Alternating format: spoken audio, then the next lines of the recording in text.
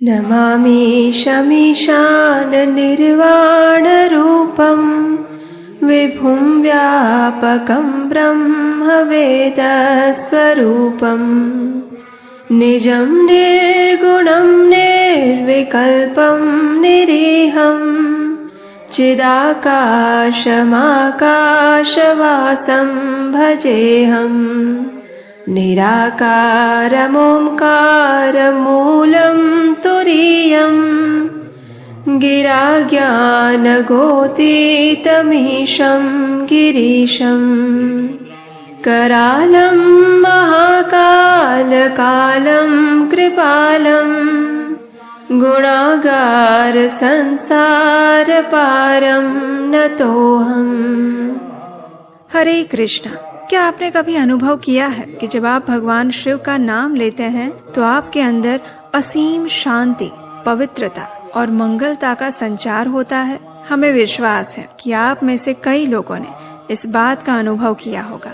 महाशिवरात्रि वो पावन रात्रि है जब सृष्टि की प्रत्येक सांस शिवमय बन जाती है। ये दिन केवल पूजा का नहीं अपितु आत्मा का शिव से मिलन का भी पर्व है। शिव जी जो न केवल त्रिपुरारी हैं बल्कि हमारे जीवन के हर अंधकार को मिटाने वाले नीलकंठ भी हैं। वे इस दिन अपने भक्तों पर विशेष कृपा बरसाते हैं और इसी महाशिवरात्रि के महापर्व की आप सबको बहुत सारी शुभकामनाएं। इस बार महाशिवरात्रि के दिन ही पवित्र कुंभ मेले का भी अंत होने वाला है। महाशिवरात्रि के दिन उनके शिवलिंग का अभिषेक, मंत्रों का जप और रात्रि जागरण करके साधना द्वारा हम अपनी आत्मा को वो प्रकाश प्रदान कर सकते हैं जो जीवन के हर बंधन से हमें मुक्ति दिला सकते हैं। महाशिवरात्रि का ये विशेष पर्व हमें ये सिखाता है कि शिव जी मात्र कोई देवता नहीं, भगवान नहीं, अपितु प्रत्येक भक्त के प्रिय मित्र और मार्गदर्शक भी हैं। उनकी कृपा से असंभव भी संभव बन जाता है और अज्ञान के अंधकार से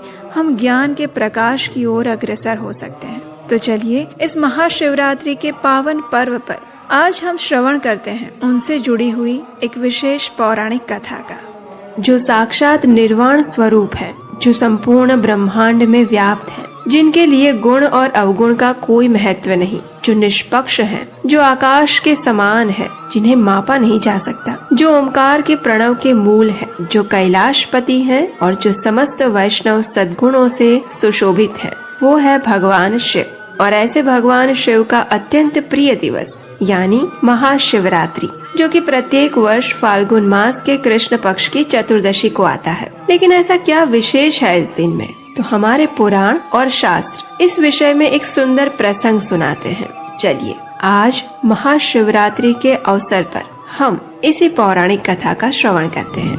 ये उस भील की बात है जो अपनी इच्छा से पशुओं का शिकार करता था। ऐसा नहीं था कि वो सिर्फ अपने परिवार का पालन पोषण करने के लिए ऐसा करता था, वास्तव में उसे इस कार्य में आनंद आने लगा था। वो पशुओं का शिकार करने में इतना निपुण हो चुका था कि जिस भी पशु के ऊपर नजर डाले उसका वो अचूक शिकार करके रहता था। उसका स्वभाव अत्यंत क्रूर था और बड़ी जल्दी उसे क्रोध भी आ जाता था। लेकिन एक दिन उसके जीवन में बड़ी विचित्र घटना हुई। उस दिन वो प्रातः काल से ही शिकार की खोज में था, लेकिन आज उसका भाग्य शायद उसके साथ नहीं था। पूरा दिन ढूंढने पर भी उसके हाथ एक छोटा सा खरगोश भी नहीं आया और शिकार न मिलने का अर्थ था आज उसका परिवार भी भूखा रहेगा। अपने छोटे छोटे बच्चों के विषय में सोचता हुआ वो पूरा दिन शिकार की खोज में जंगल में भटकता रहा। आज उसने ना तो कुछ खाया था और ना ही पानी पिया था। आखिर थक हार कर उसे सामने एक पानी का तालाब दिखा। उसके शीतल जल ने शिकारी के मन और शरीर को शांत किया। उसने सोचा, जिस प्रकार इस जलाशय का शीतल जल मुझे शांति प्रदान कर रहा है, उसी प्रकार जंगल के बाकी प्राणियों के लिए भी ये एक महत्वपूर्ण स्थान होगा। तो फिर जंगल में इधर उधर भटकने के स्थान पर क्यों न मैं इसी जलाशय के पास कहीं छिप जाऊं, क्योंकि पानी पीने के लिए कोई न कोई जानवर तो आएगा ही, तो बस फिर मैं उनका शिकार कर लूंगा। ये सोचकर उसने अपने पानी के थैले में थोड़ा जल भरा और छिपने के लिए किसी पेड़ को ढूंढने हेतु इधर उधर देखने लगा। सामने ही उसे एक बेल का वृक्ष दिखा। वो अत्यंत विशाल था और उसकी टहनियों के बीच अगर वो छिप जाए तो कोई भी पशु उसे आसानी से ढूंढ नहीं पाएंगे। तो बस अब उसे अपना आश्रय स्थान मिल चुका था। वो जल्दी से उस पेड़ के ऊपर चढ़ गया और प्रतीक्षा करने लगा अपने शिकार की। उसके हाथ में उसका धनुष और बाण था। उसके नेत्र सामने वाले जलाशय पर स्थित थे। ये सब करते करते संध्या बीत चुकी थी और रात्रि का प्रथम प्रहर आरंभ हो चुका था। थोड़ी ही देर में उसने देखा कि जलाशय पर पानी पीने के लिए एक हिरणी आई थी। उसे देखते ही वो भील शिकारी अत्यंत प्रसन्न हो गया। उसने जैसे ही हिरणी के ऊपर तीर चलाने की तैयारी की, उसी समय उसके हिलने से बेल के वृक्ष से कुछ पत्ते और उसके पानी के थैले से पानी की कुछ बूंदें नीचे गिर गए और ये दोनों ही चीजें नीचे रखे हुए एक शिवलिंग के ऊपर पड़ी और इस प्रकार अनजाने में ही उसने शिवजी के ऊपर जल का अभिषेक कर दिया और बिल्व पत्र अर्पित कर दिए। और ये देखकर भगवान शिव उस भील पर प्रसन्न हो गए। जैसे उस हिरणी ने पत्तों के गिरने की आवाज सुनी तो वह चौकन्नी हो गई और उसने पीछे मुड़कर देखा तो वहाँ भील उस पर तीर चलाने की तैयारी कर रहा था। उसी समय उस हिरणी ने एक मनुष्य की तरह बात करते हुए उस भील शिकारी से कहा, आप क्यों मुझे मारना चाहते हैं? जैसे ही भील ने एक पशु को इस प्रकार बात करते हुए सुना तो पहले तो वो अत्यंत आश्चर्यचकित हो गया, लेकिन फिर उसने कहा, क्योंकि तुम्हारा शिकार करके मैं अपने बच्चों का पेट भरूंगा, उससे मेरे परिवार का पालन पोषण होगा। मैं सिर्फ अपने धर्म का पालन कर रहा हूँ। शिकारी की बात सुनकर वह हिरणी उदास होने के बजाय प्रसन्न हो गई। उसने कहा, ये तो मेरे सौभाग्य है कि मैं आपके परिवार के हित के लिए काम आऊंगी। अगर मेरे इस शरीर से किसी का भला हो सकता है तो मेरा ये जीवन सार्थक है। मैं इसके लिए तैयार हूँ। अब हिरणी को ऐसी उच्च कोटि की बातें करते हुए सुनकर तो उस शिकारी के होश ही उड़ गए। तभी उस हिरणी ने कहा, हे स्वामी, मेरा आपसे एक ही निवेदन है, इस समय आप मुझे ये जल पीकर जाने दीजिए। मेरा स्वयं का भी एक परिवार है जिसमें मेरे पति हैं, 2 बच्चे हैं और मेरी एक बहन है। यदि इस समय मैं वापस अपने परिवार के पास नहीं गई तो शायद वे सभी इस बात से अनभिज्ञ रहेंगे कि मेरे साथ आखिर क्या हुआ और मैं वापस क्यों नहीं आई। लेकिन मैं आपको वचन देती हूँ कि एक बार, सिर्फ एक बार अपने परिवार से मिलने के बाद मैं अवश्य ही आपके पास वापस आ जाऊंगी। अब ये सुनकर शिकारी हंसने लगा। उसने कहा, अच्छा, तो अभी तक तुम मुझे अपनी बातों के जाल में ही फंसा रही थी, है ना? तुम्हें क्या लगता है कि मैं इतना मूर्ख हूँ कि तुम्हारी इस बात पर विश्वास करूँगा? और फिर तुम वापस मेरे पास आखिर क्यों आओगी? कभी नहीं, मैं तुम्हें मुक्त नहीं कर सकता। ये सुनकर उस हिरणी ने कहा, नहीं, ऐसा नहीं है। ये संपूर्ण ब्रह्मांड और सृष्टि सत्य के सिद्धांत पर टिके हुए हैं। अगर मैं अपना वचन ना निभाऊं तो मुझे उन सभी जीवों के पाप लग जाए जो कि भगवान विष्णु और भगवान शिव की पूजा नहीं करते, जो कृतज्ञ हैं और जो दूसरों का बुरा करते हैं। ऐसे सभी लोगों के पाप कर्म मुझे मिल जाए। हिरणी की ये बात सुनकर उस शिकारी का हृदय पिघल गया। उसने हिरणी को ये वचन लेकर जाने दिया कि वह वापस आएगी। अब ये सारी घटना घटित होते होते रात्रि का पहला प्रहर समाप्त हो चुका था और उस शिकारी ने कुछ भी खाया पिया नहीं था। वो अभी भी जाग रहा था। रात्रि के दूसरे प्रहर में उस पहली हिरणी को ढूंढते हुए उसकी बहन हिरणी वहां आ पहुंची। शिकारी ने उसे देखा और तीर मारने के लिए आगे बढ़ा, लेकिन उसके हिलने से फिर एक बार कुछ बेलपत्र और उसके पानी के थैले से कुछ पानी की बूंदें गिरकर फिर से शिवलिंग पर पड़ी।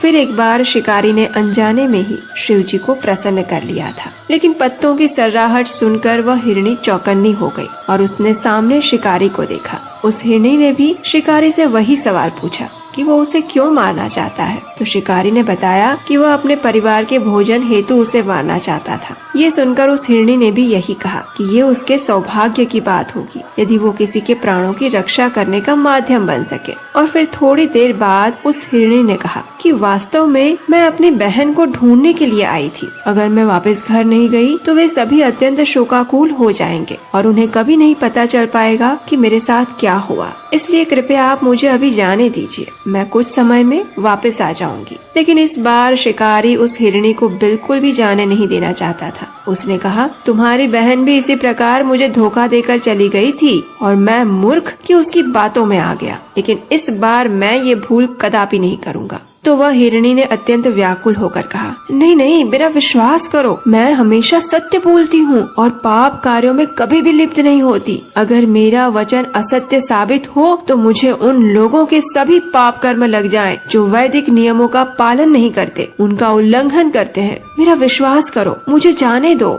एक बार जाने दो। अब तक शिकारी का हृदय कुछ हद तक शुद्ध हो चुका था। आखिर 2 प्रहर की पूजा जो की थी उसने ना चाहते हुए भी उस हिरणी को जाने दिया। अब रात्रि का 3रा प्रहर प्रारंभ हो चुका था। शिकारी बिना सोए बिना खाए एक टक लगाकर अपने शिकार की प्रतीक्षा कर रहा था और थोड़ी ही देर में वहाँ एक बड़ा सा हिरण आया। उसे देखते ही शिकारी ने अनुसंधान लगाया और उसके हिलने के कारण फिर एक बार बेल के कुछ पत्ते और थोड़ा पानी शिवलिंग के ऊपर गिर गए। पत्तों की आवाज से फिर से वो हिरण सतर्क हो गया और उसने शिकारी को देखते ही सीधा प्रश्न पूछा कि वह उसे क्यों मारना चाहता है। तो शिकारी ने भी सीधा उत्तर दिया, अपने परिवार के लिए। ये सुनकर वह हिरण प्रसन्न हो गया और उसने कहा कि ये तो उसका सबसे बड़ा सौभाग्य है कि वह उसके परिवार हेतु काम आ सकता है। लेकिन एक चिंता थी जो उसे सता रही थी। उसने कहा कि वास्तव में मैं यहाँ अपने पत्नी और उसकी बहन को ढूंढने के लिए आया था। मेरा परिवार मेरी प्रतीक्षा कर रहा है। एक बार मुझे उनसे मिल लेने दो, मैं उनको थोड़ा आश्वस्त कर देता हूँ। उसके बाद मैं आपके परिवार का भोजन बनने के लिए आपके पास अवश्य आ जाऊंगा।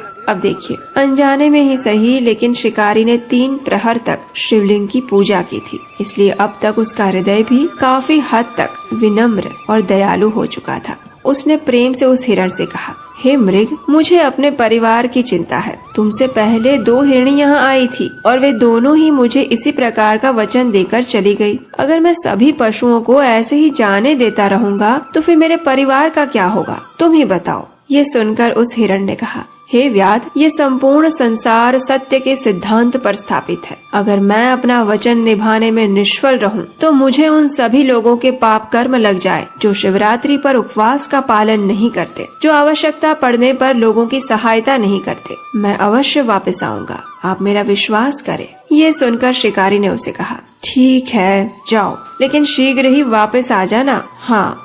ये सुनकर हिरण ने एक छलांग लगाई और प्रसन्न होता हुआ चला गया। आखिर वो हिरण अपने घर वापस गया और वहाँ जाकर अपनी पत्नी हिरणी को ये वृत्तांत कह सुनाया। ये सुनकर उस हिरणी ने कहा कि सबसे पहले वो उस शिकारी से मिली थी, इसलिए वह उसका शिकार बनेगी, क्योंकि उसने उस शिकारी को वचन दिया था। और फिर उसके दोनों बच्चे उसके पिता के बिना नहीं रह पाएंगे, इसलिए उसी का जाना उचित है। तो इस हिरण ने कहा, नहीं नहीं, हमारे बच्चों को तुम्हारी आवश्यकता है, एक माँ की आवश्यकता है, इसलिए तुम हमारी संतान का ध्यान रखो और मैं अपना वचन निभाने के लिए शिकारी के पास जाऊंगा। अब इन दोनों की बात सुनकर उसकी बहन हिरणी भी बोल उठी, नहीं नहीं, मैं उस शिकारी के पास जाऊंगी, तुम दोनों यहीं रहो, क्योंकि तुम्हारे 2 बच्चे हैं, परिवार है, और फिर मैंने उस शिकारी को वचन भी दिया था और अपना वचन तोड़ने का पाप मैं अपने सिर पर नहीं ले सकती। और इस प्रकार तीनों हिरण आपस में चर्चा करने लगे और बहस करने लगे कि आखिर उस शिकारी के पास कौन जाएगा।